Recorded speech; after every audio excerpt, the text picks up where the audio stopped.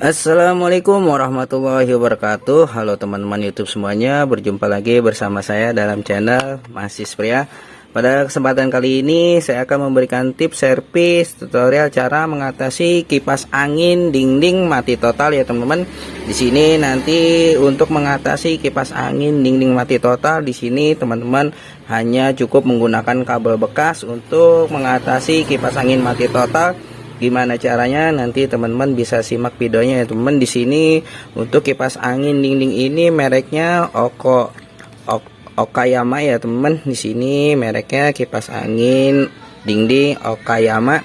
Problemnya kipas angin dinding ini ketika dicolokin pada stop kontak steker kipas angin dinding ini, sini bisa teman-teman perhatikan hanya pada bagian motor swing ini yang berputar ya teman, sedangkan pada as rotor dinamo kipas angin ini di sini tidak berputar. Nah, ini bisa teman-teman lihat di sini sudah speed 3. Ketika saya tarik pun di netral, sini berhenti ya teman, baik motor swingnya maupun as rotornya pun tidak berputar. Nah, ini teman-teman bisa lihat di speed 1 as rotornya tidak mau berputar, speed 2 tidak mau berputar, dan speed 3-nya di sini juga tidak mau berputar ya teman, hanya motor swingnya saja berputar. Dan nanti apabila teman-teman di rumah memiliki kipas angin dinding merek apapun yang mana problemnya pada kipas angin teman-teman di rumah mati total, nanti teman-teman bisa simak videonya cara mengatasi kipas angin dinding hanya dengan menggunakan kabel bekas. Nah, ini karena ini servisan nih teman-teman. Di sini konsumen membawa kipas angin dinding ini sudah bentuknya seperti ini, sudah dibongkar pada bagian rumah dinamo dan tralisnya.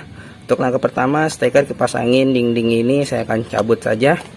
Nah, di sini nanti kita akan pasangkan kabel bekas ini ya teman. Di sini pada salah satu jalur kapasitor yang terhubung pada lilitan dinamo kipas angin, dan di sini nanti saya akan mencari jalur fuse maupun jalur sekring maupun jalur PRL-nya.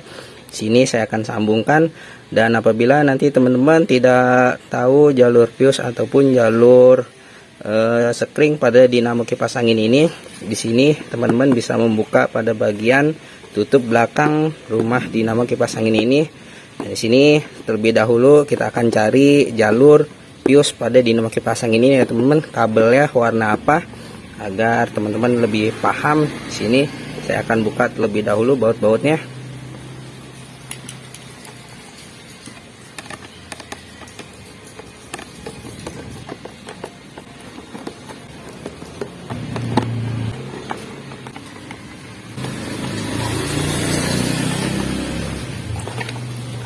Ini bautnya sudah terbuka ya teman-teman. Di sini teman-teman bisa perhatikan.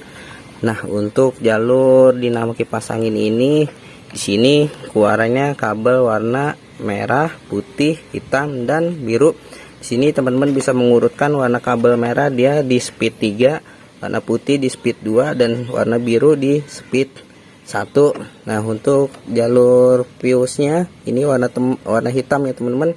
Sini warna hitam yang terhubung pada jalur lampu dan steker colokan kipas anginnya. Makanya di sini nanti saya akan mencari jalur warna kabel hitam di bagian kabel bungkus kabel ini teman. Di sini saya akan kelet dan saya akan sambungkan salah satu jalur pada kapasitornya. Sini saya akan buka terlebih dahulu. Caranya kita kelet kabelnya.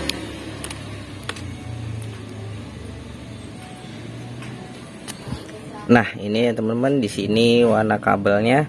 Sini saya sudah agak tarik sedikit, dan untuk mengambil jalur kabel ini teman-teman bisa menggunakan korek. Di sini kita bakar saja pada bagian kabel warna hitam yang terhubung pada fuse. Setelah dibakar kita cubit. Dan perlu teman-teman ketahui, apabila teman-teman menyambung jalur salah satu kabel yang terhubung pada kapasitor, di sini ada yang sebelah kiri maupun sebelah kanan. Ini karena kapasitornya AC ya teman, jadi bebas teman-teman bisa menyambungnya ke salah satu jalur kapasitor ini. Namun apabila pemutarannya ke kanan, maka itu akan menyedot ya teman-teman, dan nanti teman-teman bisa merubah ke jalur satunya agar pemutarannya ke kiri dan itu anginnya ke depan. Nah, di sini kita sambung saja seperti ini kabel yang saya sudah siapkan. Ini kita lilitkan pada kabel fuse-nya. Di sini saya akan bakar salah satu jalur kapasitornya.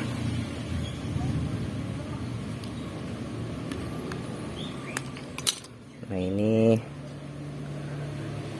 kita tempelkan, kita pasang seperti ini. Nah, di sini saya akan kasih solatip terlebih dahulu untuk mengetahui perputaran as rotor ini sudah ke kiri atau ke kanan. Nah, di sini apabila kita sudah mengetahui, nanti jalur ini kita lakban ya teman, agar lebih aman. Dan di sini saya akan coba mengetesnya. Kita lihat di sini, saya akan tarik di netral dulu ya teman-teman. Di sini saya akan tarik di netral, dan kemudian steker kipas angin Okayama ini di sini saya akan colokin.